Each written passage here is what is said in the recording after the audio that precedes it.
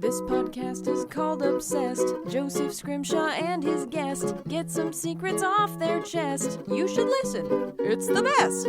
Hello and welcome to Obsessed with Joseph Scrimshaw on Feral Audio. I am your host. I am still Joseph Scrimshaw. This week's podcast is going to rock hard because it is all about the band known as Van Halen.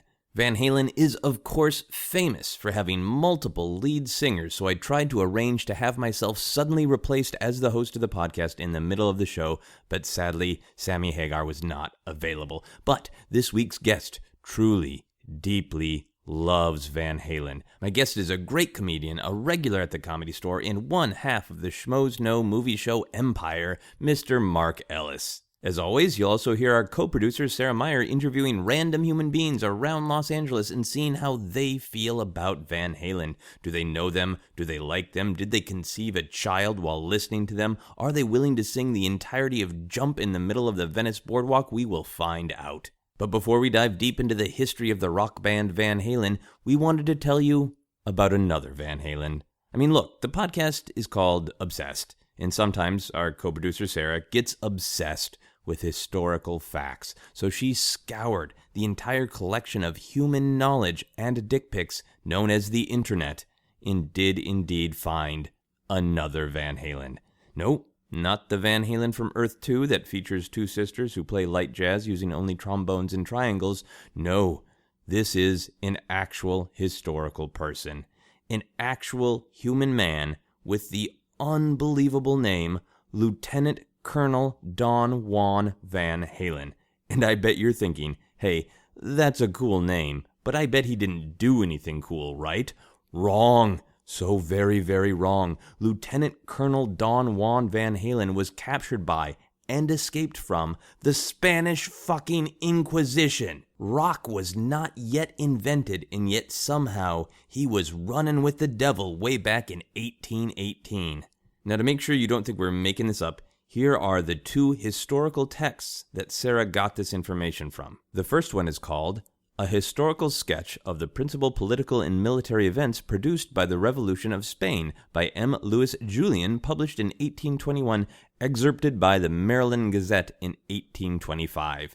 And the second one is the autobiography of Van Halen himself, which is titled, and again, I am not making this up, The Adventures of Colonel Juan Van Halen in Spain and Russia, written by himself, including his imprisonment in the Inquisition at Madrid, his escape, his journey to Moscow, his campaign with the Army of the Caucasus, and his return to Spain. Look, lately I've been mad at movie trailers that give away the whole story, but they have nothing on Don Juan Van Halen, who included his whole book in the goddamn title. Anyway, here's the story of Don Juan Van Halen. The Spanish Inquisition was, of course, a bummer.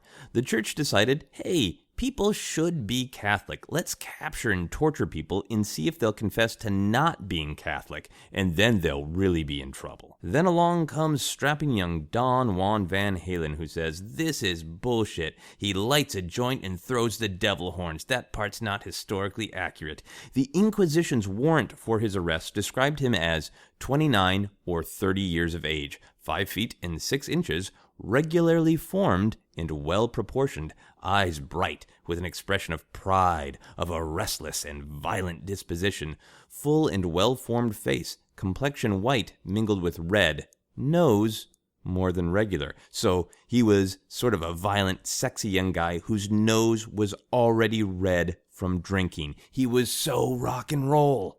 This young rocker joined a bunch of secret societies that opposed the Inquisition, but apparently they weren't secret enough because the Inquisition found and captured Van Halen and then threw him in, quote, the most obscure dungeon. It's not enough that these guys were violent religious zealots, they were also hipsters. After making fun of Van Halen because he hadn't even heard of this dungeon, they tortured him a lot, focusing for some reason on his right arm, maybe trying to damage it enough so he could not pick up a lute and perfect finger tapping decades before Eddie Van Halen did. For a brief time, Van Halen convinced them to let him go hug it out with the king himself. The king gave him some Cuban cigars, they had a brief bromance, and then Van Halen was back in his cell, where he would have just withered and died if the real hero of the story didn't show up, a young girl named Ramona, who worked in the dungeon. She befriended Van Halen, and together they realized what they needed to escape was the world's greatest weapon, a pencil and some paper. Again, this is a true story, not my spec script for a feel-good Pixar movie called Freeing Van Halen. Van Halen then wrote to his friends planning his escape. Ramona delivered the letters and visited Van Halen often. She helped him memorize the path through the dark, twisting dungeon like a hipster helping you memorize the chord progression of every obscure unreleased Vampire Weekend song. Then, Van Halen pretended to be sick. The guard opened the door and Van Halen knocked him out. This meant not only had Van Halen escaped, he had invented a dumb action movie and TV show trope. He also told the guard, "Hey, you look like shit," and waved an allegedly full coffee cup around like there was nothing in it. Maddening. Van Halen then made his way out of the dungeon as the jailers searched for him. They couldn't find him because they got lost in the darkness of their own prison and then apparently got knocked out as a result of being beat over the head with irony. Thanks to the power of paper and pencil, Van Halen's friends were waiting outside. They whisked him away to Madrid, then he escaped to Portugal, then went to Russia and joined the army for some reason. And finally, he and his wife, who he apparently met, but I didn't get that part of the autobiography, or he didn't include it like an asshole, retired to New York City, where they entertained people at cocktail parties with casual banter that probably began with, "Hey, you guys ever heard of the Spanish Inquisition?"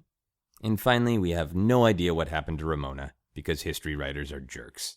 Anyway, enough about Van Halen. Let's talk briefly about me. If you enjoy Obsessed Podcasts, you can support us by becoming a backer on Patreon for as little as $1 a month. Full info is on patreon.com/Joseph Scrimshaw. Or you can support all of the artists on the Feral Audio Podcast Collective by shopping at Amazon through our portal. Just go to feralaudio.com, click the Support Our Artists button, and go buy anything on Amazon, and some of the money will go to supporting Feral Audio. Doesn't even matter what you buy on Amazon. This week, I'm recommending you go to Amazon and buy Van Halen's entire discography and the Eddie Van Halen branded high-top sneakers for all your running with the devil needs. And last but not least, shows. I do shows. I've got a bunch of stand-up and comedy talking shows in LA, live Obsessed podcast recordings, and convention appearances all coming up soon. For tickets and full info on all my shows, go to josephscrimshaw.com/live-shows. But now, sit back, pop open a can of your favorite beer, and get ready to rock out to Mark Ellis' obsession with Van Halen. Hello and welcome to Obsessed with me, Joseph Scrimshaw. I'm sitting in my home with an awesome human being, Mark Ellis. How you doing? I am thrilled to be here, Joseph, for a number of reasons. Like, I would show up to talk about this band with anybody. I mean, I'd hang out with Stalin if it meant I could talk about this particular band. But the fact that it's you, somebody I know and respect, it ups it a notch for me. Oh, so, that really means a lot. I appreciate that. This is going to be awesome. And it's been a while since I got to gush about this particular band. I mean, I'm always listening to them, but right. I have a girlfriend now. I'm busier on the road and doing various jobs on, TV and internet and stuff, and it's great. It's all great in your career, but sometimes you just need to talk about what got you here in the first place. Yeah, and you are I mean this in a positive way, you are a professional gusher.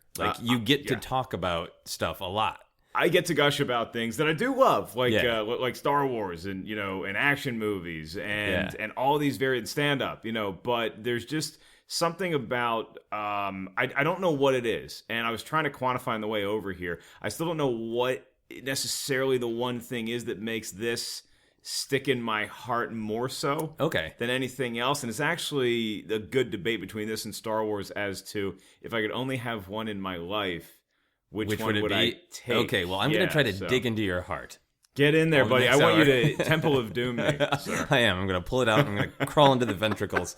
So let's start just by telling people who are listening who you are, what you do. My name is Mark Ellis. I am a comedian, and I also do movie reviews for my channel Schmoes Know, which you can find on YouTube. And I started out on the East Coast. My family is from up north, but I am a Southerner. I was born in North Carolina. Air Force brat. Old man was a doctor in the Air Force, so we moved around a lot. Like every 2 years, they like to play white trash connect the dots. So, you start out in North Carolina, then you go to Panama City, then you go to Fairfield, then you go to Columbia. Then we ended up in Williamsburg, Virginia. Okay. It was a great place to grow up. Not the cultural epicenter it was in the 1600s, but it still is a cool place for a kid to kind of learn the ropes. Okay, so like how old were you when you got there? Were you like junior high, high school? I was 4th grade. Okay. Yeah, my dad was able to get out of the Air Force and then go into private practice. And we originally thought we were going to go into practice in Maryland, and then they just found this opportunity in Williamsburg that they could not pass up. Okay. And they sold us on it because when we went there, we didn't want to see any of the old colonial Williamsburg stuff.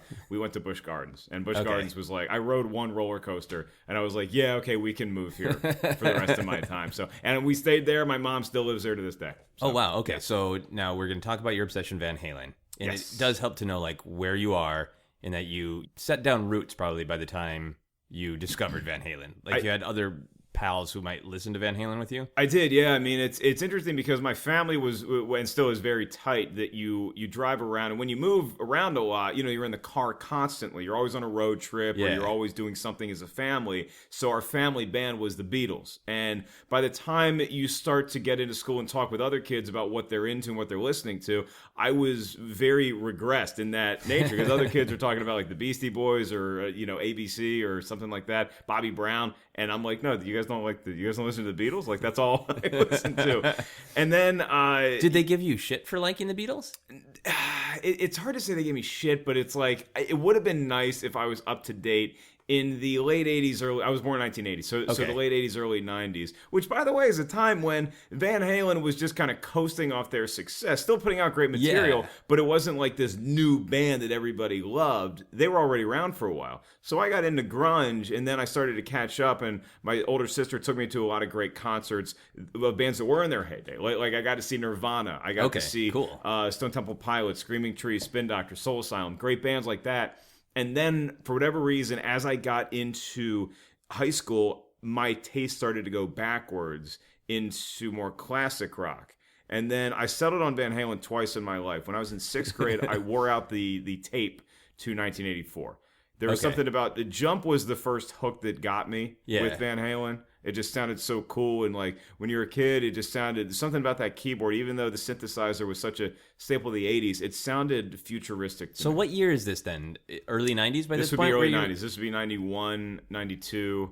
And did Soundgarden do something to hurt you or offend you, or you're like, I'm going to look backward for my musical bliss? It was not Soundgarden. You know what's interesting? It might have actually been the Nirvana show that I saw. It was 3 months before Kurt Cobain died. And so they were touring on In Utero, and which is a fine album. I've come to appreciate it more. And watching them play live at William Mary Hall, there was just Grohl was going crazy on the drums, and Novoselic's there, and Kurt Cobain's there, and for whatever reason, that band they didn't seem into it that night. It seemed like a gig that's just another stop on the tour. And maybe that informed some of the way to do stand-up. It informed the way that I appreciate other artists, is that I want you to act like you want to be there. Right, you want to put on a show. Yeah. You're performing for an audience. Right. Like, even when you're just on, like, YouTube talking, you're performing for an audience. Yeah, you want to know you want to let them know that you appreciate them coming out. And that was always my complaint with a lot of grunge bands. It's like, I get what you're doing. I get that you are the polar opposite of what hair metal became in the late 80s. But you still have to remember that there's people that work very, very hard, or they're saving up their allowance, or they're mowing lawns to go buy your CDs. Yeah. So how about you act like you give a shit? Yeah. And that's always been my point of contention with those era bands, most of them anyway. Mm-hmm. And then when you put on the Jump video, because it was still in regular circulation on MTV and stuff, you watch that video, and it's like these guys are having a blast, and they're letting us in on all this goofy fun that they're having. Okay. So you came at them from an appreciation of being loud and bright and having fun, not from any sort of like, they're so metal, they capturing the angst of my soul. No, it wasn't anything like that. It wasn't the hard rock aspect of it to begin with. And then as I got older, I really appreciated the technical wizardry of Eddie Van Halen. Okay. And I marveled at that. By the time you got into their second lead singer change, which was Hagar leaving the band, and then they brought in Gary Cherone, it's like, okay, that's fine. Van Halen's a really good band. I like them. And then something else happened when I was in college. And I'll never forget it. I went to summer school my first year after I was a freshman at Wake Forest, so in between freshman and sophomore year. And it's a very lonely time because it's just me and basketball players there. And so, I got my grades that I needed to get to make up for the failures I had as a freshman during the regular season. And then I'm driving home, and it's about a 4-hour drive, and I had the Discman with the tape that plugs in, and I had Van Halen's Greatest Hits, their Best of Volume 1.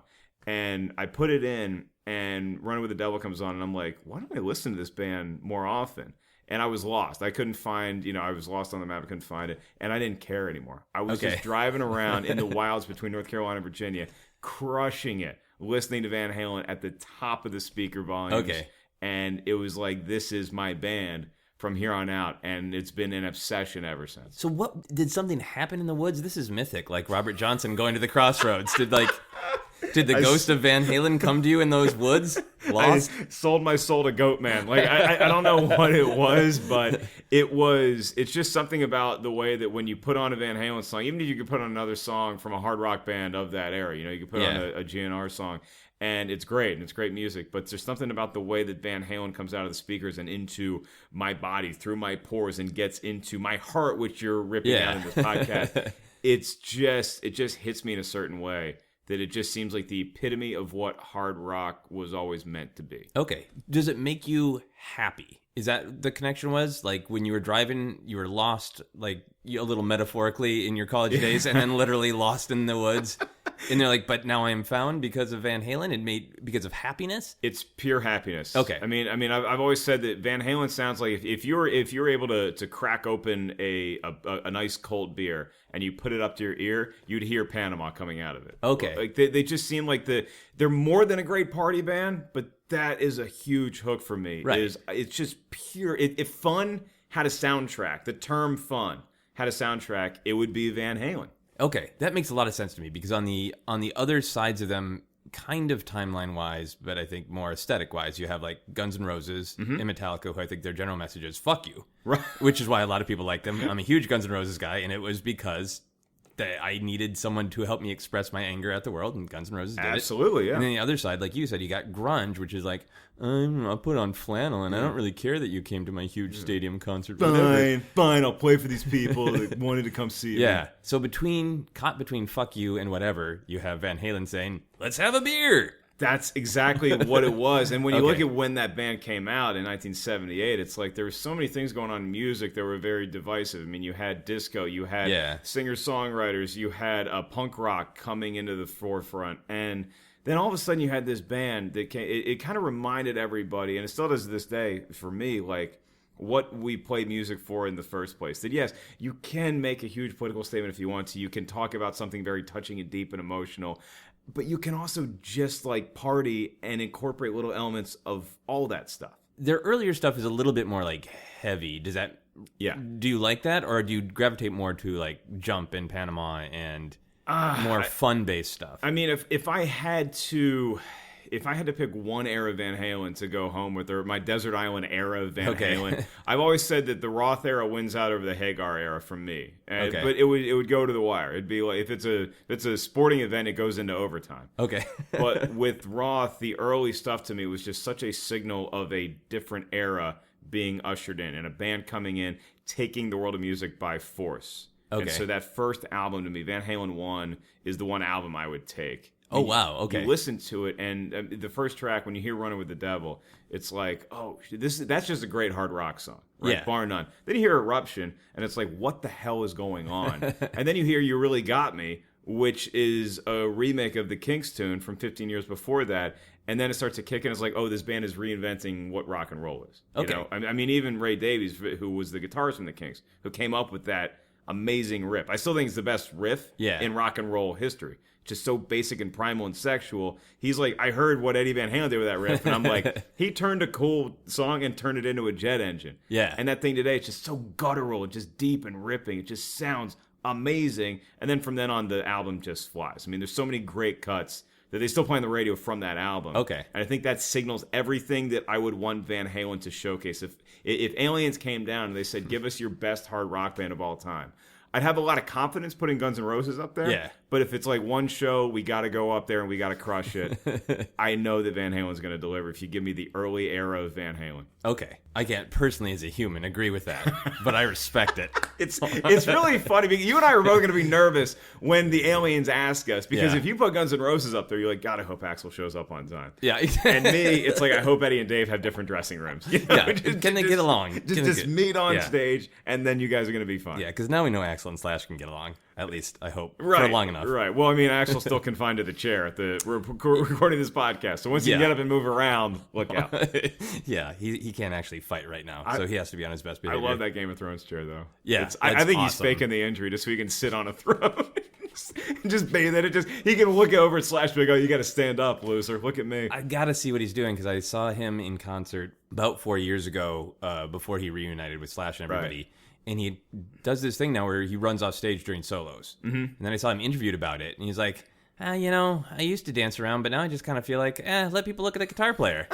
So now I'm wondering if he's like, yeah, and then just rolling off in his throne off stage, or if he's just staying there and rocking out during long solos. Our lead singers have had an amazingly similar history when you break down certain elements, where they were in this great, phenomenal, world-class, biggest band in the world. Yeah. And then when they became solo artists, they got to the point where they risked lampooning themselves and their image every time they went on stage. Like David Lee Roth, when he's still going out with the long platinum hair, and it's like, dude, you got to give this up. And Axl, when he's going up with the dreadlocks, and who wears a Jerry Rice jersey when he was with the Raiders? Who ever does that? And then all of a sudden, they get back in the band that made them so special in the first place. And it's like, oh, no, they still have it when they really commit to it. And they care about the craft again. They're not just there for the show. They're there for the music. Axl sounds phenomenal. He's great. On this tour. And with AC/DC, he sounds great. Yeah, he sounds amazing. Now, I wanted to ask you, are you a musician? Do you play? I have no musical ability whatsoever. It's funny, though, because everybody else in my family are phenomenal musicians. Yeah. Like my dad was a guitar player and a singer in his band around Maryland in the late 60s called the Midnight Sun. Okay. They have a couple, call it smaller claims to fame, but that my mom is a great piano player. My sister can play the piano and guitar. My brother plays everything. Okay. He has released an album. He records music for video games is awesome. His occupation. So he's a genius composer, and I'm just the idiot emceeing the family band show. Okay. So do you feel like you have it in your DNA, or... It's in there, and have never made it a priority, or is it that this is a weird DNA fluke? Like if you had green eyes and the rest of your family had brown eyes, it's like, I didn't get the music. It's in there somewhere because I have an intrinsic understanding of music and how it works. Okay. I might know the most about the guitar ever for somebody who has no idea how to play it. Okay. But the's something about timing and rhythm that I never got. Because I try to play drums. Okay. And I was okay for a little bit, but there's just something about the timing and rhythm that I never was able to lock down. In a comedic sense, I think I can lock down the timing of that okay. But that's a totally different rhythm than something that is, particularly being a drummer for a band, and being the rock and being the metronome everybody else relies on. So I think I would have been better as a guitar player, but I also just have a really stubby sausage cocktail-like weenie fingers, so it's not going to end up well for me. If Van Halen came to you and said, will you open for us with a comedy set? Would you open for them? In a heartbeat. This is not a situation where I never want to be in a Star Wars movie because I'd be afraid of ruining it. Yeah. I need to open for Van Halen at some point. And I think I do very well. I think with that audience, I think I know how to relate to them. And now it's like, you brought that up, and I'm like, if anybody's listening, I'm totally available wherever you guys want. But yeah, it would definitely be something that I welcome. And I actually got to perform in front of David Lee Roth one time. Oh, awesome. At the Comedy Store. Yeah, it was just like the open mic potluck show. He happened to be around. I knew he was in the crowd, so I used my whatever clout I would have at the time, and I popped in, went up next, and I just knew, knowing David Lee Roth was in the crowd was just a really, really cool feeling. Did you acknowledge him? I didn't acknowledge him on stage, but I got a chance to talk to him off stage. Okay. And he is exactly what you think David Lee Roth would be and what you want David Lee Roth to be, which is that drunk uncle at the family barbecue, just telling stories way too loud, laughing, looking you in the eye when he's laughing, so you laugh along with it, even though you have no idea what he's talking about. And after 20 minutes, you're like, hey, does anybody else want to stand next to this guy? Yeah. But I was actually wearing a Van Halen hat because I just had it on that day. Yeah. And he's literally talking to me for 15 minutes nonstop about whatever. And then he looks up at my hat and he's like, oh, hey, you're having a real good time right now, aren't you? I just started laughing. That's nice. And that was the December before they announced that they were getting back together. That Okay. he was going to be the lead singer of Van Halen again in 2007 is when they went on tour. That's pretty cool. Like, now I know the Comedy Store is like, it's on the Sunset Strip, and it has a relationship to rock and roll because it's right there. But it's still funny to me that, like, David Lee Roth, like, man, I need to fuck something up tonight. I'm going to go see some comedy. An open mic would be best. That's right. That's right. He's popped by a number of times, and I think he just likes I think a lot of rock stars like hanging out with comics and vice versa, because it's some level of performance, but it's also, let's face it, every rock star, particularly lead singers, think they are hilarious. Mm-hmm. Because you can just walk on stage and say anything when you have 20,000 fans that love you. Yeah. You know, hey, look at this guy. And then just... Comedy must be easy. Right. Yeah. And then comedians are like, oh, well, I just want to be a rock star. Like, there's something about being a singular artist that makes you want to be in a band. Yeah. That's something about being in a band that makes you just want to be like, screw these guys. I just want to be on stage by myself. Yeah, absolutely. So opening for them makes sense. If they invited you to come on stage and just play cowbell, would you do that? I would nail the opening to Dance the Night Away. Now, that's where the rhythm would lead me, though. I could do the do. I could do that. But when you listen to Dance the Night Away, there's cowbell throughout the song. It goes crazy. I would have to put the cowbell down and let Will Ferrell take over. Like I would not be able to continue playing in time with everybody, but that opening, I think for one magical night, I would screw it up half the tour. If you give me 40 shows, I'm fucking it up 25 shows. Okay. But that first show that I get to do it, I'm going to knock it out of the park. You're going to nail it. Yeah. Nice. According to Wikipedia, I asked people about Wikipedia because I do my research there, and I was shocked to find out the number of different names that this band has had before they settled in Van Halen. And none of them are nearly as good as Van Halen. Some of them, the Broken Combs, the Trojan Rubber Company, fair enough, Genesis, Mammoth, and I read on there that somebody suggested they be Daddy Longlegs instead of Van Halen. Daddy Longlegs was, I believe, Gene Simmons's recommendation for them, because Gene Simmons produced their first demo. So, like, you hear Running with the Devil now, and you hear, I think they're talking about Love, Atomic Punk might have been on there, and there was a 6-song demo that Gene Simmons had produced the year before, and they shopped it around. He flew the band out to New York, and they recorded it, and they shopped it around everywhere, and no record label liked it enough to buy it. And by the way, it's not only them listening to this band, it's also them getting handed to them from Gene Simmons, the lead singer of the hottest band in the world at that time, Kiss, and the record label still said no. Right. So that goes to your argument of how new it probably sounded. So new and fresh and whatever. I mean, and it's what's great is everybody should treat themselves. Read the review of Van Halen 1 that Rolling Stone had when it came out in that issue. And they talk about how, okay, look, this is good for right now, but in a year from now, Van Halen is going to be fat and bloated and past their prime. You know, they're like, yeah, they got a hotshot guitar player, but it's them trying their best to not bow down to the majesty that is Eddie Van Halen's guitar playing in particular. Interesting. And then the other one that's not in that list that you just mentioned was Rat Salad. They were going to call themselves Rat Salad. And I think it was Rat Salad was the band that somebody suggested probably when they were hammered, because that happened to Van Halen a lot. And David Lee Roth, of all people, is the one that spoke up and he's like, you know what? Van Halen sounds so heavy. Let's just call the band Van Halen, which is amazing. A guy who loves himself as much as David Lee Roth to say Van Halen sounds great. Yeah. So obviously you love the music. It speaks to you musically and powerfully, but this is cool that you also have encyclopedic knowledge. Yeah, and it was never a conscious effort where it's like, I need to sit down and know everything about this band. It's just, it's just so many nights and days of driving around listening to the radio, gathering little tidbits from the intro and outro, from reading a lot of interviews, a lot of time on the toilet reading Van Halen biographies. And it's just one of those things that the great lesson that some higher race is going to learn about humans, I don't know how they're going to be able to decipher it, is that when we really want to store knowledge, we can. Yes. And it's not always the knowledge that we should be storing. You know, like you can ask me, today's my girlfriend's birthday as we're recording this. Yeah. And I'm glad I remembered it.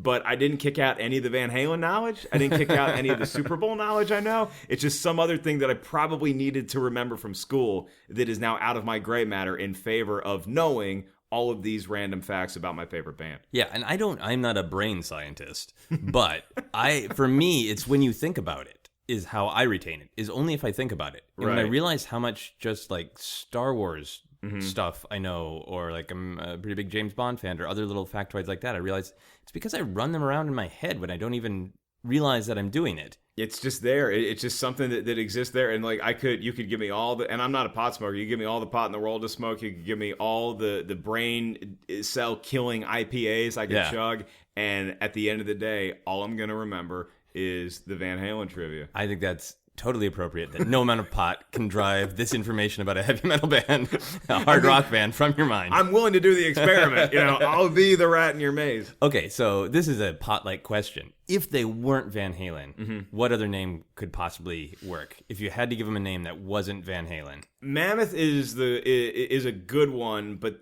I think that was the band that Michael Anthony was in. Michael Anthony was in a band called Snake, and then I think there was another band called Mammoth that was kind of rising around the same time, so they didn't want to, be butting heads in that regard. Okay. And then they also had this great, last name they could back up on.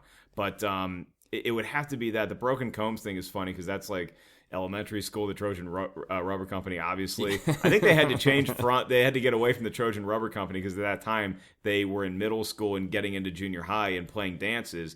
And okay. No school is going to book a group of guys called the Trojan Rubber Company to play their dance. I didn't realize they were actually that young. Yeah. Like, that's fairly sophisticated then if they were that young when they came up with that. It totally is. And if you and me were in 6th grade and starting a band, we probably would name ourselves Magnum. I had a band in high school that had 1,000 more stupid names than that. More immature, stupid names than that. Yeah. The other thing I read on Wikipedia, which I did not know about Van Halen, is that they are responsible for the technical writers getting that level of precision. In particular, the no brown M&Ms in the bowl controversy. The world-famous story that has been lampooned on so many different occasions. One of my favorite instances is in Wayne's World 2, where the famous roadie, Del Griffith, he had that rider in there.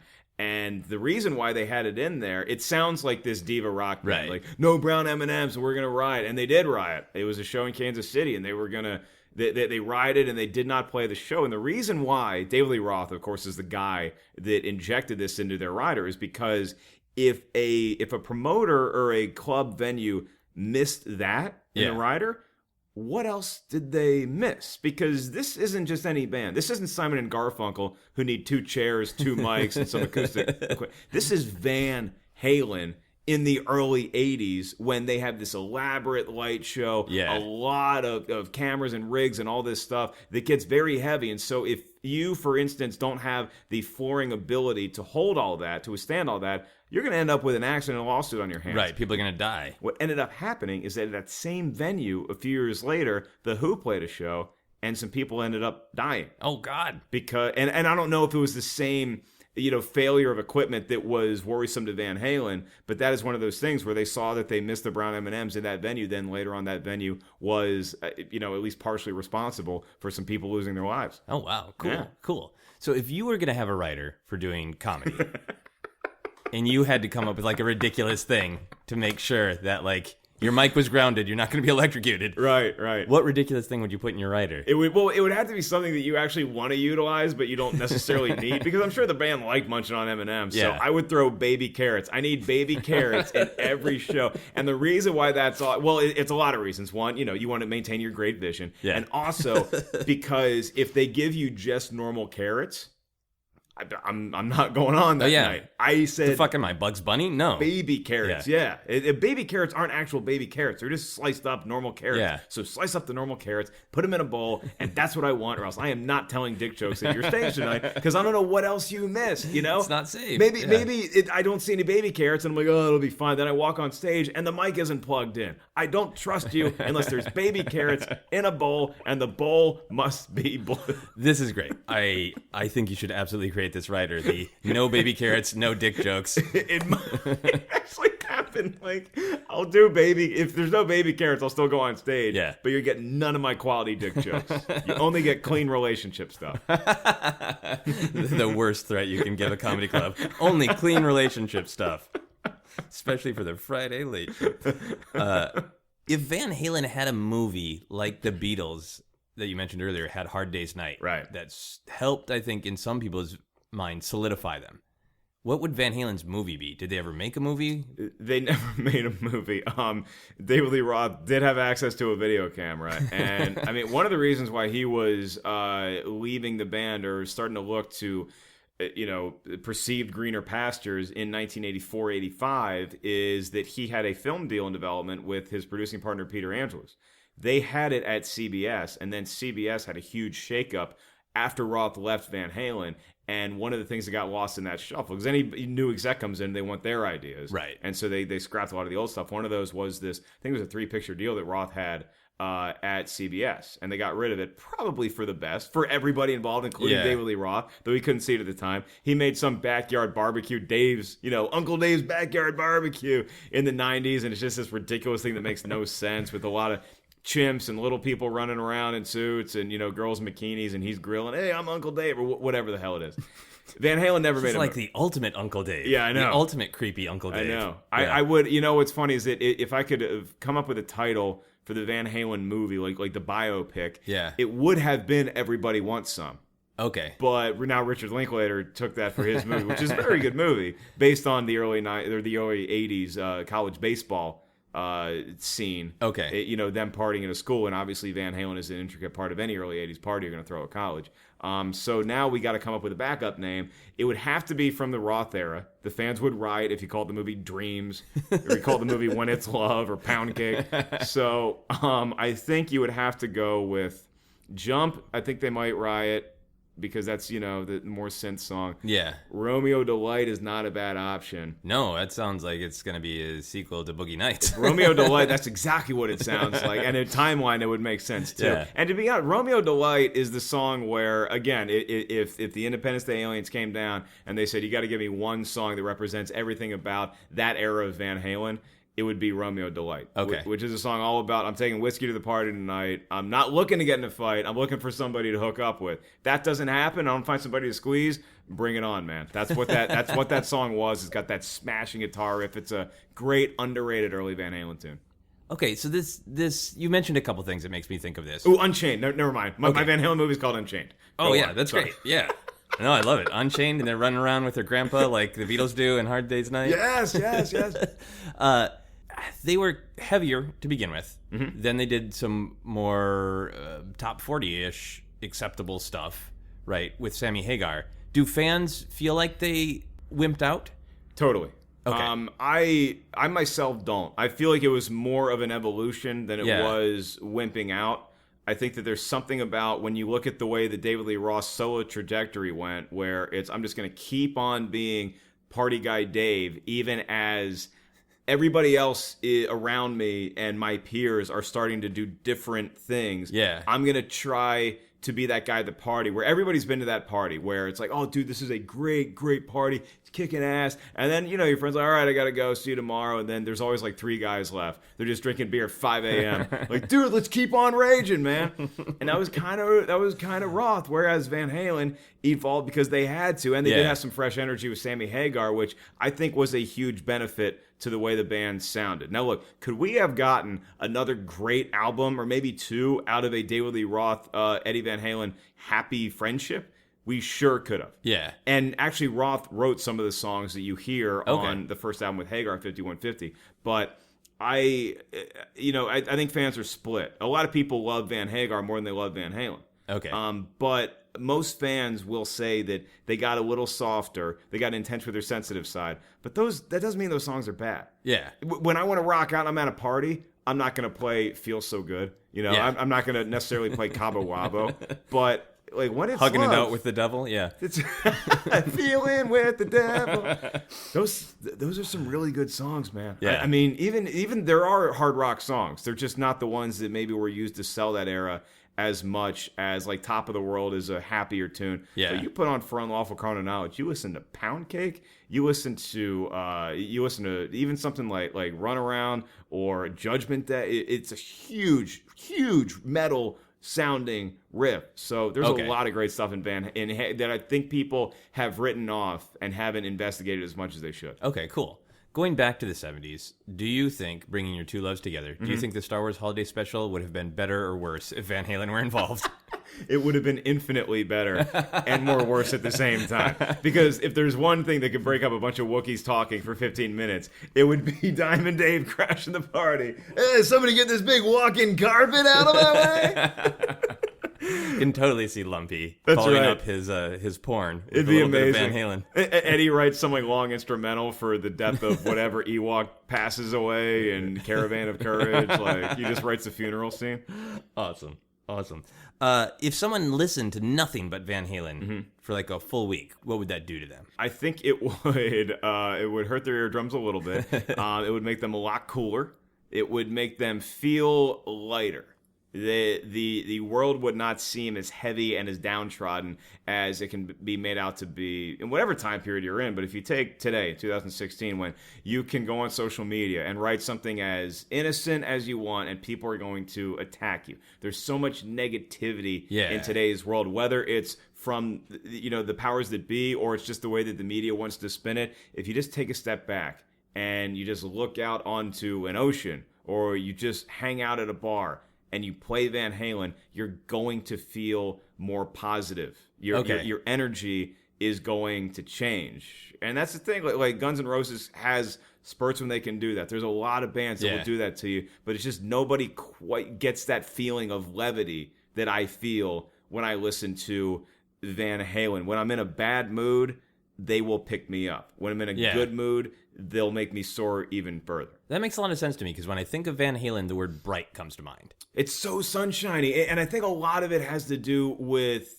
besides the obvious, besides these over-the-top lead singers and this amazing virtuoso on guitar, the background vocals that they have, which is mostly Michael Anthony's voice, and then Eddie pitching in there too, that sunshiny sound, is when you hear them say, dance, dance, dance the night, it just makes you so happy. Yeah. It's just pure sunshine. It's like the sun that's scooping 2 scoops of raisins into they are the providers of Van Halen provides the raisins in everybody's oat bread. Right. They are the hard fucking raisin brand, right?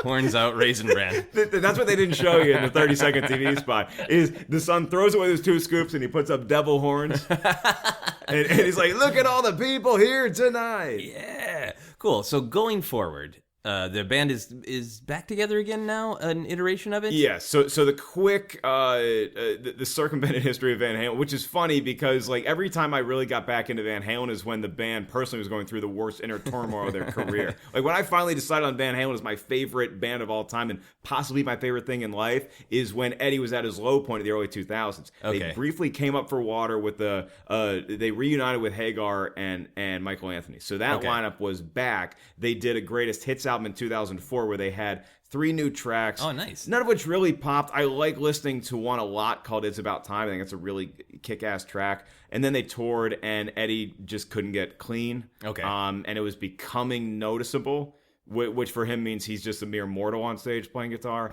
And then they went underground for a little bit. Eddie really got the help he needed. 2006 and 2007 is when you first heard rumblings of David Lee Roth coming back in the band, with the caveat that Michael Anthony, the original bass player who's with them in all 3 lead singer incarnations, he was out of the band. Now there was some rumors that Eddie was pissed off at him because he didn't go to the Van Halen's mom's funeral. There's other things where it just could be some drunken thing where it's like, oh man, Ellis is pissed at Scrimshaw because Scrimshaw peed in his mouth and he was asleep at that party. And it's like, I don't know if you ever did that, but I'm just going to hold that against you for the rest of our lives. And it's a hatchet I really hope they could bury. The bright side of that, though, is that Eddie's son, Wolfgang, who is an amazing musician, now plays bass in the band. And people say, oh, man, I want to see the classic lineup, as do I. If Wolfgang Van Halen wasn't the kid he was and wasn't the guy pushing his dad to stay sober, Eddie Van Halen would be dead right now. So it's like, and on bass, my sponsor and child. That's exactly what it was. Nice. And I think that Eddie probably fell off the wagon a little bit during that first tour. Okay. Because he's a nervous guy. So he goes on stage and he sees, 15,000 people that haven't seen him and David Lee Roth together in 25 years. Your knees are going to get a little wobbly. Yeah. And so I think he fell off the wagon a little bit. They took a break from that tour, went back on, and then it's been pretty much sunshine and roses ever since. I saw them 3 times on that tour. And that was the first time I'd ever seen Van Halen. Oh, wow. It was a transcendental experience. And yes, I was hammered. It was... Well, you should be, right? It was amazing. And then they toured again in 2012 to tour on the release of their first studio album since 1984 with Roth, A Different Kind of Truth. And then most recently they did a Greatest Hits and a live album celebration where they went, pretty much around the world. And that was the first time that Van Halen had played the Hollywood Bowl. Oh, wow. And I got to see them play the Hollywood Bowl. Oh, and nice. It was awesome. And that's with David Lee Roth. That's with David Lee Roth. Yeah. So, and it's funny that, because people aren't as in tune into the Van Halen world as I am. They don't go on VHND.com every day like I do, which is a great site, by the way, for all the latest Van Halen goings on and a lot of celebration of history and stuff. People are like, oh, David Lee Roth's in the band. I'm like, he's been in the band for the last 3 tours. They had the new album come out. Come on. Yeah. Just reading the Wikipedia. I always read the Wikipedia for the whole subject of what I'm talking about. And sometimes it's much longer. And as soon as the Ken Knapsack self-loathing episode, I imagine that was a little self-loathing was a hard Wikipedia article. But this was funny with the number of times that Hagar was out and Roth was in. Oh, now they're on tour together. What the... I mean, that's the real. It's what I hope never becomes Van Halen's legacy, and I think it's a testament to the strength of the music that 100 years from now, people are going to talk about this thing, rock and roll, and maybe it'll still be going on in some iteration. Maybe there won't be a world anymore. Maybe we'll all be eating Twinkies, having survived the apocalypse. Right. But you're going to talk about Van Halen, and I promise you, the first thing people are going to say is not, "Oh, they could never keep a lead singer." Or, "Oh, look at how silly the spandex look." It's going to be the music, because that music. Yeah. Unlike so many other bands from those various eras, it still holds up and it still sounds as fresh as it did way back then. You put on something like Ain't Talking About Love, or you put on I'm the One from their very first album, and you listen to it today, and the energy just spills out of the speakers. Yeah. And like I said before, it just brings a positive force for good into your life. Cool. So, and it kicks ass. Can't forget that part. And it kicks ass. It's like a Jedi talking about the Force. I'm like, oh no, the Force is all good and it's great. It's about and it's being great. in touch. And then, in the back of Yoda's head, he's like, it's kind of cool. Yeah. Push people over railings I can with my mind. Yeah. Many flips I can do. Do you like Van Halen? Sure. Oh, sure, yeah. The only thing I can tell you about Van Halen was I remember Eddie Van Halen from my youth, who was very, very cute, and he married Valerie Bertinelli, who was also very cute. They have a son who has an odd first name.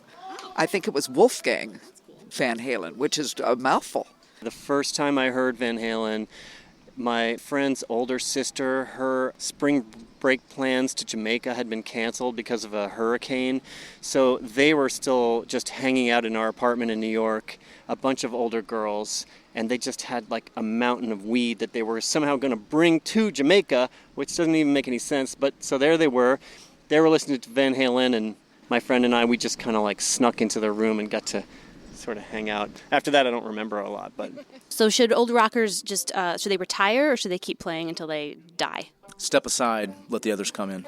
Otherwise, we'd still be listening to Glenn Miller right now. God forbid. God forbid. I think they should play till they die because I honestly prefer old school rock, that hardcore, great, rock and roll voices like Robert Plant, Sammy Hagar, all those guys. They were just amazing. Yeah. What's your favorite Van Halen song? Higher and Higher. Can you sing a little bit of it? Oh. Get higher and higher, straight up we'll climb. So, favorite song? Dance. Can you sing some of it? Absolutely not. Do they have different songs? I thought they just had that one song with the guitar solo. Sing the guitar solo. Oh, yeah. Just it went on and on and on, just like that, yeah. Jump. Yeah, Sing really it. good. A little bit of it. I have the worst voice. Don't Go ahead and jump. That's all I can remember. All right, we're going to move on to our How Obsessed Are You questions. Oh, great. Okay. Do you think about Van Halen every day? Oh, absolutely. Yes. You check the website every day. I check the website virtually every day. If I don't check the website every day, then I at least think about them, and I probably listen to multiple songs every day. And if there was an apocalypse, you would just sing to yourself. That's what if necessary. I'm grabbing the records, and if they melt onto my arms, so be it. Do you have them on vinyl? I have some of the vinyl. I'm working on the collection right now. My buddy, Nice. he's a really big rocker, and he's a funny comic, Dean Del Rey, gave me a 5150 vinyl album. Oh, nice. And I'm like, oh, this is awesome. This is a collector's. I should collect more of these. So it's a work in progress. Okay, so you're actively collecting too. That's good to know. Have you ever had a dream about Van Halen? I have had dreams about Van Halen. The one Multiple. That I remembered vividly was a dream that they were doing a pay-per-view comeback tour, and it was after I think it was after Eddie had gotten back together with Dave already, but it was this pay-per-view event, and Dave was going to be back in the band for the first time, and it was live on pay-per-view. And I remember being so nervous watching it, and it was a weird intro. It wasn't like that big intro. They all came out and they had robes on, and then something happened in there, and I'm like, oh, it sounds like there's a sound mess up or something. I'm like, oh no, guys, fix this. And then something else happened. I'm like, oh my God, they're gonna bring Sammy Hagar on stage to be with David Lee Roth for the very first time. Could this really be happening? Then I woke up. So it was glorious by the end. It ended up being glorious. It was something where they were kind of roping open the fans, because Roth is always famous for saying, I don't share the stage with anyone, and Sammy Hagar has to sing my songs every night. I never sing a Sammy Hagar song. He wants nothing to do with being on stage with Sammy Hagar. But I had a dream that they were going to make that happen. I like that you had a stress dream that ended happy about Van Halen. Dude. It's perfect. That's the one thing about having a band with that much history, and I'm sure you feel it with Guns N' Roses. Like, have you seen them on this tour yet? No, I'm going to in a couple weeks. I am very jealous of you, and you're going to have that feeling where it's like, oh, please be good, don't suck, don't let me down. Yeah. And I've had that feeling. I had that feeling. That's probably the reason why I had to medicate so heavily before the first time I ever saw them live. Yeah. It's just you're just nervous that all these other people who are big fans of the band too, but it's like, no, guys, it's like, oh, my dog can talk, but only around me. You want to show that trick off to everybody else. Yeah. So it's that feeling of nerves that would build up, and that's was released, I guess, in the dream a little bit. Cool. Yeah, that makes sense to me, because if they screwed up, I wouldn't care that much for myself as somebody who's taking in the concert. Right. But I don't want to be around the judgment of other people. Yeah. We're all on that, like, do they still have it? Like, I don't care if they still have it. Honestly, if they screw up, that'll be kind of entertaining and memorable. They don't screw up on the album, and I can listen to that any damn time. And us hardcore fans can talk and laugh about it, but then just casual people in the office by the water cooler the next day, it's like, you hear Axl fell off stage? Pff, what a bunch of losers. It's like, you guys have no concept of what you're talking about right now. Yeah, so, you get up there and do that and try not to fall off stage. Stages are hard to stay on. If you had a child, would you name him or her after a member of Van Halen? I would push very hard for Edward. Okay. My middle name is Edward, luckily. Yeah. My dad's middle name is Edward, too. Okay. And we're lucky that we just happen to share it with the greatest guitar player to ever live. So I would push very hard for Edward. And if I had two boys, I would push hard for Luke and for Edward. Okay. Would you find a way to adopt a female name out of a Van Halen name for a daughter? We could go Alexis. We could go Michaela. What's funny is that my nephew is named Sam. Oh, okay. His name's Samuel. So we have a Sammy in the family already. So I wouldn't be able to take Sammy anymore. Okay. But I think I would suggest Alexis. It would get shot down overnight. Vanessa is not a bad one. Oh, yeah. Yeah. You wouldn't just name a child their whole first name, David Lee Roth, would you? Like, David it's Lee just Roth. all three together, like, that's your name, David Lee Roth. This is David Lee Roth, Julius Ellis. Yeah, I don't think I would do that, but you never know. Okay. You never know. When I was in college, my girlfriend at the time, we were thinking about getting a cat. We never did, but if we got a cat, we were going to name it Halen. Nice. So. And now, why didn't you include Van, just out of respect of, like... I just think Halen sounds better as far as a pet name goes, and it adds a little bit of mystery as to why it's called Halen. Yeah, like Halen is also, if you name a boy Halen, actually, oh yeah, that's going to be the new. Remember how Dylan was like the coolest name a kid could have, and Zachary was the coolest kid. Halen might be that new name. Oh yeah, you could totally rule the name game with Halen. Would you confirm or reject a Supreme Court justice nominee based on their opinion of Van Halen? It goes back to that argument where people love George W. Bush because, like, oh, it's just a guy you want to have a beer with. Like, I don't want to have a beer with the leader of the free world. I want him to run the world good. But if you had it in their power and they're just like, I hate Van Halen, I'm going to make important decisions about the nation. I got to be honest. The rest of my life. You can still be a Supreme Court justice. Okay. I don't want to just be a blind, like, oh, no, you idiot. Like I don't want you listening to too much Van Halen if you're a Supreme Court justice. Yeah, you should. Right. I find you guilty because you didn't bring Jack Daniels into the room. Like, easy guy. Yeah, I'm just picturing the justice with the booze under the robe and the disc man. Yeah. Sorry, I wasn't listening. I was listening to Jump in my ear here. Would you still listen to Van Halen if Hitler was their lead singer? Ooh, that's a great question. That's one of the fears that you have with any band that you love. Like, if you get Van Halen tattooed on you somewhere in the body, and then, like, Dave goes and turns into Bill Cosby. It's like... it is just a fear of liking any person. Right. I mean, I would still... Here's the thing. The out that I have is that I would love Eddie. And I would love Alex, and I would love Mikey, but I would find a way to, which you can actually do on YouTube, just like if you want to practice your singing style or whatever, you can listen to just the instrumental tracks. Oh, cool. So I would drive around just jam the instrumental tracks. Okay. And I would provide my own voice in the car, which I tend to do sometimes anyway. So nice. So you would replace Hitler as a singer. I would replace Adolf Hitler, and I think I do a pretty good job. I think so. I think you have a better voice than Hitler. Look at all the people here tonight! Jump! I said jump! I'd listen to it once, and then I'd feel real guilty, and then I'd never listen to it again. Would you break up with someone who hated Van Halen? If they hated Van Halen, yeah. Yeah. Yeah. If they couldn't stand it, like, you know, I've had girlfriends that don't get my obsession, which I totally understand. I understand that this might be taking something a little too far. Okay. But if you hate Van Halen, I can't do it. Right. It's fundamental enough that you need somebody to understand it. Yeah. I mean, I look at my entire life like it's a party and everybody's invited, but if you don't like the music at the party, it's got to be an all-inclusive experience. Right. For me. I don't want to date somebody and have them... If you want to hate my sports teams, good, because that means you're that into sports. Yeah. But if you hate Van Halen, it might mean you hate fun and you hate all things good in life, and I just can't have that. That's totally understandable, because if I ask people, would you break up with someone who hated fun, I think most people would say yes. Yeah, and most people have had that partner in their life. When you didn't realize it at first, it's like, oh, you hate fun. You hate fun. This doesn't work well. All right, this is the final How Obsessed Are You question. If you couldn't listen to Van Halen without you or someone you love first being punched in the crotch, would you still listen to Van Halen? Oh, yeah, man. Yeah. I mean, I have no desire. You asked me about the kids thing earlier. I have no desire to reproduce in my life. I do not want kids. This is practically a, 3 to 9 inch, depending on how good of a day I'm having, punching bag. So get in there and just level the hell out of it, because if it means I get to play Van, it's all worth it. So it's kind of a bonus of like, I'm doing this, I get to keep listening to Van Halen. This is, if I take more and more punches, then I don't need to worry about kids.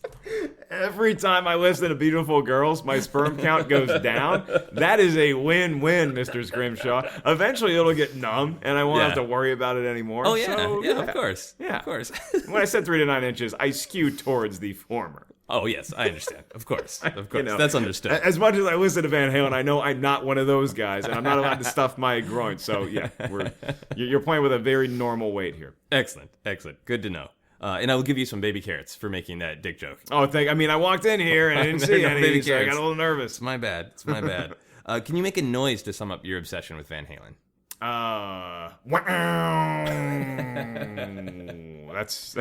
That's great. I love doing the I love air guitaring to them, and I will find myself doing it around the house. It would be like some riff, like I'll catch myself sometimes throwing in more Eddieisms than are even there. Like when I do, Ain't Talking About Love just starts out boom boom boom boom boom boom, but I do boom boom boom boom boom, and I throw in a little extra flair there. So I think most people describing Van Halen would go with the deedle deedle deedle, but no, I go with the deep whammy bar dive. Yeah, nice. So you're a whammy bar man, not a finger tapping man. Oh yeah, well I love the finger tapping too, but it's quite impressive. I know I wouldn't be able to do the finger tap justice. Okay, fair enough. I have been rating people's obsessions. The number is 7, and then I've been giving them a little flavor. So I will call it 7 devils for running with. So I think you are 6 out of 7 devils obsessed with Van Halen. I feel like I've been judged by a Supreme Court justice I would want up there, because if you don't listen to Van Halen, you got to at least listen to Guns N' Roses. Yeah. If you're going to be making decisions that influence this great country of ours. I'm actually happy with that score. Okay. Because anybody that's 7 out of 7, I start to wonder about other aspects of your life. Right. A little bit. Like, I never want to be the guy that only listens to Van Halen. Yeah. Like, if you want to have a party and you want to put on Aerosmith, I'm totally cool with that, you know? Yeah. It's still going to be, I still want the same genre. And I am kind of a dick about music sometimes. Like, if it's not classic rock, I can deal with it for a little bit, but throw me a bone here, too. Okay. You know, throw me a frickin' bone here. Like, give me some Van Halen and I'm fine. You don't have to give it to me all night, but give me a few songs, please. Yeah. A great Van Halen song. You don't have to give it to me all night. That's right. That's right. No, you seem very, and this makes sense to me because you spend a lot of time talking about things that you like professionally, so you know how to manage that. I truly like it a lot, but I'm also being like professional and presentational about it. So it makes sense to me that you understand your obsession. You know the whys of it and how far you can push it and all that. When my obsession gets very dangerous is when I'm exercising, when I'm running on a treadmill, because to the untrained eye, Joseph, it might look like I am just a guy at a gym running on a treadmill, but to me, I am actually the lead guitar player in a cover band that is primarily 1980s focused, and we're playing in a little, but it's like a cool, you know, Atlantic City style dive bar. Yeah. But it's a good house. It's like a good room to see a cover band in. So there's like 300-400 people capacity in there, and man, we are taking over the strip and we're packing it in. There's a Van Halen heavy dose. I'll throw some Guns N' Roses on there. I'll throw some Journey on there. I do Glory Days for the Edge. Like, I've thought a lot about this. If I could have any job in the world that is not what I currently do or play center field, it would be a lead guitar player in a cover band, because writing my own stuff is way too hard. Yeah. Just let me rock out to the hits that everybody knows and loves. Oh, that is awesome. That's really cool. Yeah. Do you want to plug yourself where people can find you on social media? Yeah, sure. You can just follow me on Twitter at Mark Ellis Live. It used to be a more Van Halen-centric handle I had. Yeah, it was the 5150, 5150 was involved in it, and then my thought was, you know what? I want to get my full name in there. Yeah. And I also, if I ever get to hang out with like Wolfgang Van Halen, or I get to meet Eddie, I don't want them to go follow me on Twitter and say, oh, this guy's just a nerdy fan. Like, I want them to think that I'm more well-rounded in life than I am, and that I'm not that obsessed with these guys, even though secretly I really am. And they probably would find this podcast and it would out me. Right, because like if I met Axl Rose, which would be really weird, because like I love the band, but I know Axl is a little off his rocker, and that's one of the reasons I like him. But if I met him, I would like to be able to give my Twitter handle and say, "Oh, it's at Joseph Scrimshaw, not at Super Axl #1 fan." It's a smart play, and it leads to you and Axl being best friends one day down the road. Yep. You and Axl, me and Eddie, imagine that. We'll play 2-on-2 pickup ball, and it'll be a great sunshiny day in Southern California. Strange, imperfect Axl. You know, I wanted to ask you though, before we leave, because I know you're a GNR guy. Yeah. Where does Van Halen rank in your pantheon of favorite hard rock bands? I mean, do they make a dent for you? Are they in your top 10, your top 20? They do better now after I talked to you. Yeah. Oh, good. I feel bad saying this, but they're pretty low for me. I feel better now. So the door's this way. The door's that way. Yeah, you feel free to leave. I'm sorry we can't be friends anymore. It was a good run.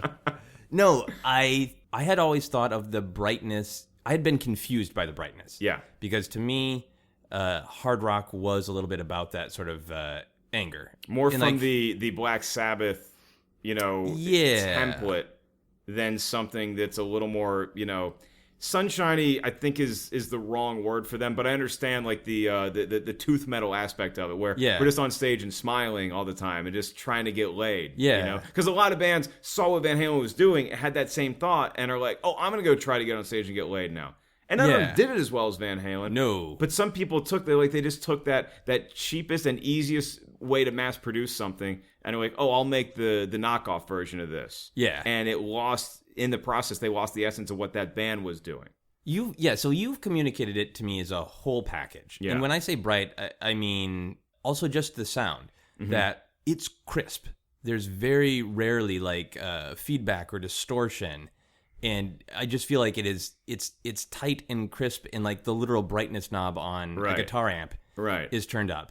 And I have always gravitated towards like bassier, bluesier stuff. Sure, so like sure. I like Van Halen's earlier stuff. Mm-hmm. But like Jump never really like spoke to me just on an almost aesthetic level. Right. But now you are communicating a whole package of like that's not a flaw, that's the whole fucking point. Oh yeah. Which makes me want to go back and re-listen. We're both of a certain age to where I wouldn't feel horrible burning you a CD if that was the case, but I could also just send you like 10 songs from both eras. Okay. That you could put on, and I think it's like, oh yeah, this kicks. I mean, if you don't like Sammy Hagar, nothing's going to sell you on that, because he is the lead singer, and you can tell he's the guy on these songs. But there's some real kick-ass tracks with that dude, cool. too. Yeah, I would love that. I would happily take a 21st Century mixtape. Make you a CD. Yeah. Yay. It's getting to the point now with retro stuff where I actually could make you a mixed cassette actual tape. mixed cassette tape. Like in 2012, I couldn't have been able to do that. Now I can run down to Amoeba and actually get a tape player that can do that. Yeah. So that's it's awesome. Crazy the way cycles work, but after all these cycles are broken and all the wheels have fallen off the bicycles, you're still going to be able to party with bands like Guns N' Roses and Van Halen. Yeah, absolutely. So just final questions. They don't have anything to do with your obsession, but they can if you want. If there was a video game based on your life, what would the gameplay be like? It'd definitely be a side scroller. Okay. Obstacles that you have to jump over, power ups that you could get. One of the key ones being you jump into like a question mark, and Eddie's guitar would come out, and you'd grab it, and you would be able to fly for a little bit, or you'd be invincible. So I mean, I think a lot of Super Mario Brothers. I named my first album instead of Get to the Castle because it's just such a Mario way that I look at life. Yeah. That's how I process things. Like, here's the challenge, I need to get over it. You know, when you were like playing Mario, you had to like jump over something so you wouldn't die. You had to like run back the other way, and then like get that running going. Like you get ahead of steam. I'm kind of like that. Yeah. And then when I do get to the castle at the end of every level, I need like a 5-minute break. Okay. I need to take some time off. I like that. So it would be like, I think it's Super Mario Brothers 3 where you get the raccoon suit or whatever. Van Halen is definitely the raccoon suit in the video game that is Mark Ellis. Yeah. Nice. If you were a were person and once a month you had to turn into a dog or a cat, which would you want to turn into? Oh, man, that's a tough question because I've become more of a dog person than I was in my 20s. But I think I would turn into a cat because that's more my personality, where I don't really love people. Okay. I think dogs see people and they're like, oh, hey, be my friend. Cats are like, who the fuck? I'm just going to go sleep. Like, that's what I want to do. When I don't have to be around people, there's like a certain core group of which you're one of that, like, I can hang out and just chill and have a beer with these guys or girls and just like, and I feel comfortable in my own skin. But most of the time, like when I'm done at the office or when I'm off stage or when I'm done doing a meet and greet or something, I just want to be by myself. Yeah. And that's what a cat is. So I would be pretty much note for note like Garfield. Right down to the lasagna. Yeah, that would be weird if once a month you turned into Garfield and you'd just be praying that the lunar cycle lines up, that it's not on a Monday. Because you fucking hate Mondays. That's right, dude. And I don't have John or Odie there to back me up. Like, it's just me. It's just you and your desire for lasagna. Final question for everyone on the podcast. What is happiness? Happiness, despite John Lennon's answer, it's not a warm gun. I think it is, happiness is it's nothing physical. It's nothing that brings you pleasure in a physical stimulation realm. It's something, it's a feeling that you get. It is that feeling of weightlessness, of levity, that you could be 500 pounds and you could still feel that floating on air feeling of happiness. Yeah. Because you just feel like all the weight of the world has been lifted on you. Right. I think that the world will bring a feeling of heaviness to you. And whatever way that we humans can get that off of us in a spiritual sense is vital to our success and our matriculation and our future as a race. So on the individual, that means you find what makes that feeling inside of you. Whether it's just laying down and chilling out and listening to Zen music for an hour, or it's hanging out with your buddies on a Friday night on the Comedy Store porch and asking the bartender to turn up the Van Halen. That's what it is. And that's one of the avenues that I use to get that feeling. Right. And I can get that feeling with other bands, but it's just never happened on the consistent basis like it does. There's just something about relief. Yeah. About being in a safe place and feeling light.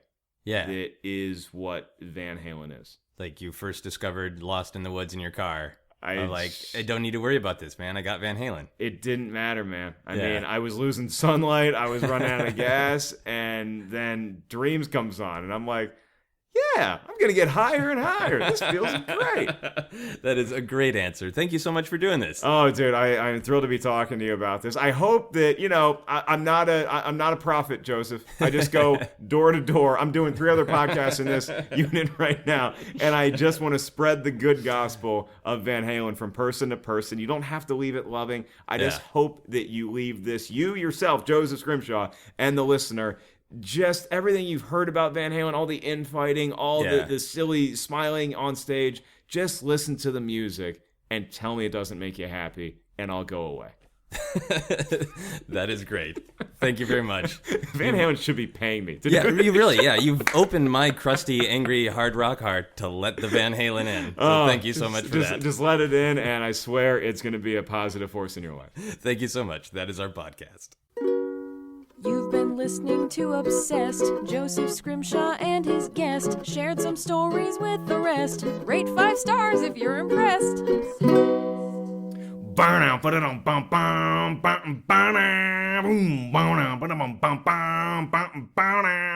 Wow.